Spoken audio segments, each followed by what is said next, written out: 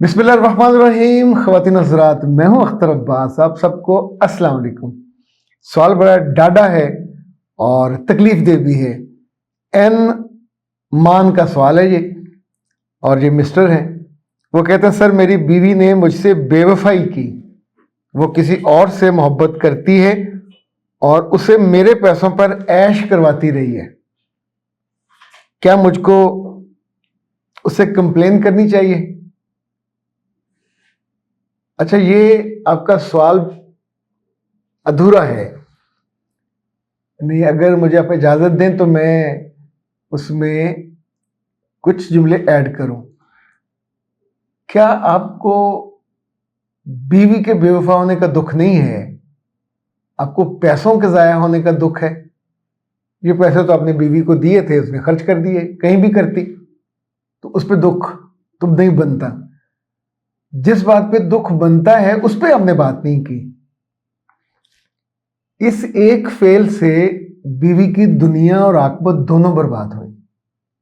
یعنی یہ فیل بیوی کے گھر والوں کو پتہ چلے، کیا اس کے پاس کوئی جسٹیفیکیشن ہوگی؟ سسرال میں پتہ چلے کہ یہ بے وفا ہے.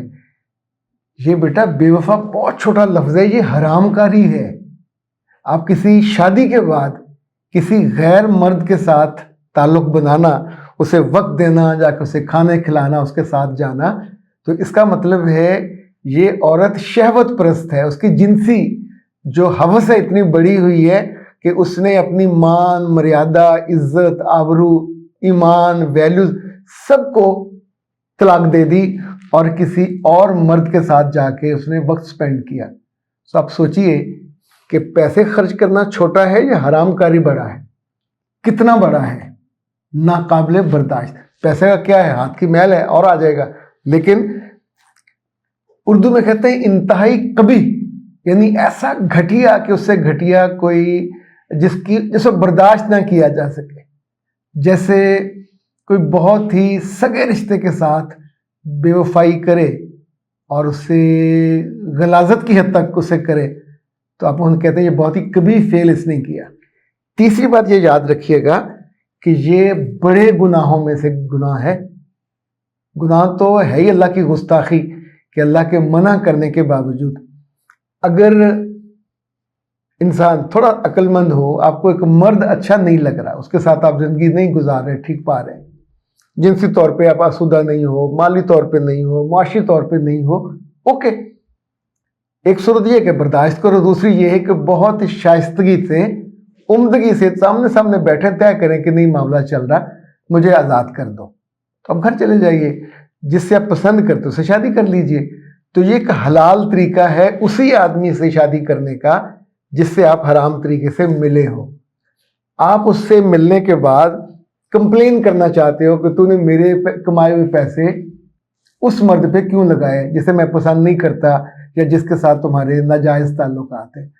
بیٹا یہ جملہ یا یہ سوال ہی انتہائی بے وقوفانہ، احمقانہ اور کنی دانش سے دور کرنے والا ہے. میں اس کو ڈائجسٹ نہیں کر پایا، اور مجھے مطلب معاف کیجیے گا، میں کچھ سخت الفاظ اگر استعمال کر گیا ہوں، لیکن وہ میں اس افسوس کو نہیں ڈائجسٹ کر پایا کہ جو آپ کے سوال میں مجھے نظر آیا کہ یہ نامناسب ہے، یہ نہیں ہونا چاہیے تھا.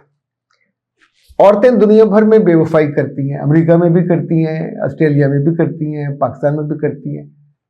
ان دنیاوں میں بے وفائی کرنے والوں کے ساتھ بہت سرویز ہوتے ہیں، آسٹریلیا یونیورسٹی میں، امریکن یونیورسٹیز میں، وہاں تقریباً 90% لوگوں کا خیال ہوتا ہے کہ بے وفائی لڑکیاں کرتی ہیں.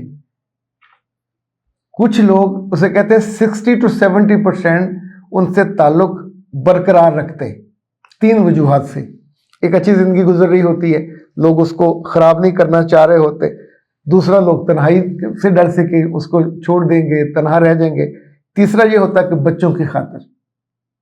لیکن جس بات پہ دنیا بھر میں اتفاق ہے کہ جب کسی عورت کو آپ بے وفائی کرتے دیکھو اور پکڑ لو موقع پہ، آپ کو پتہ چل جائے، لوگوں کے کہنے پہ اسے معاف نہ کرے. اگر معاف کرنا ہے، وہ عورت شرمسار ہو، اپنے گناہ پہ توبہ کرے آئندہ نہ کرنے کا وعدہ کرے اور اپنے اللہ سے استغفار کرے۔ یہ 4 بنیادی پوائنٹس کرنے کے بعد اب آپ کا دل مانے تو معاف کر دیجئے، دل نہیں مانے، چونکہ ابھی ہمارے ہاں اسلامی قانون نافذ نہیں ہے، تو آپ کوئی کمپلین کرو گے اسے کوئی انٹرٹین ہی نہیں کرے گا۔ اچھا مار دھار کرو گے تو آپ کی کمپلین ہو جائے گی آپ نے کیوں مارا، یعنی یو ہیو نو رائٹ کہ آپ اس کو مارو۔ اسلامی سوسائٹی میں بھی یہ ہوتا تھا کہ ایسی عورت کو کمرے میں بند کر دیا جاتا تھا، مارا نہیں جاتا تھا، الٹا بھی نہیں لٹکایا جاتا تھا، اس کی باہر جانے پہ پابندی ہوتی تھی۔ تنہائی میں عام طور پہ پھر عورتیں روتی ہیں، اپنے گناہ کا سوچتی ہیں میں نے یہ کیوں کیا، صرف جنسی ضرورت پوری کرنے کے لیے، صرف ایک ایب نارمیلٹی، آپ کو مزہ نہیں آ رہا تھا اپنے گھر میں تو آپ ایک اور مرد کے پاس چلے گئے، تو اس وقت آنکھوں پہ جیسے پردہ پڑ جاتا ہے، عقل پہ پردہ پڑ جاتا ہے۔ سو عورت معافی مانگے ایک صورت، اور وہ معافی آپ کو سمجھ آ جائے کہ یہ دل سے مانگ رہی ہے۔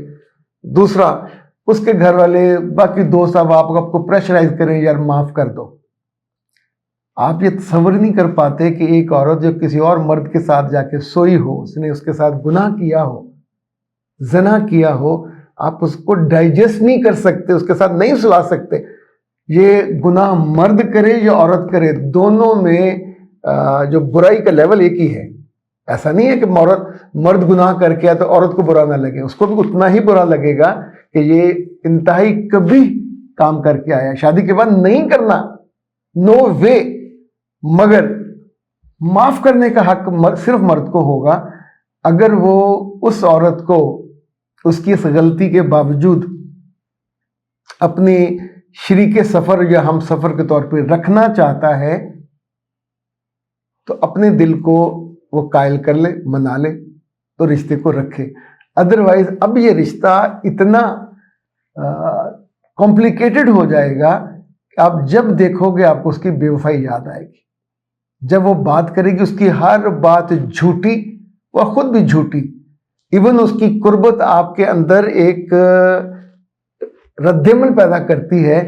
اور بہت سے کیسز میں میں نے دیکھا ہے کہ مرد اس عورت کے ساتھ ہم بستری کرنے پہ بھی تیار نہیں ہوتے، اور اس کو اس فیل کے لیے اپنے آپ کو تیار ہی نہیں پاتے، انہیں اتنا کبھی اور مکروہ لگتا ہے کہ نہیں میں اس عورت کے ساتھ جس نے مجھ سے بے وفائی کی، تو وہ بچوں کے لیے یا اپنے، اگر وہ بھی کما رہی تھی اور ایک اچھا آپ کا سیٹ اپ چل رہا تھا، اس لیے کہ وہ ڈر کے یہ پاکستان سوسائٹی میں نہیں رکھتے۔ کچھ ایسے بھی میں نے دیکھے ہیں کہ جو کسی بھی صورت میں کوئی اور رسک نہیں لینا چاہ رہے ہوتے، چلتے رہتے ہیں، لیکن اس رشتے کی بدصورتی اتنی بڑھ جاتی ہے کہ اس کی بدبو آس پاس بھی آنے لگتی ہے۔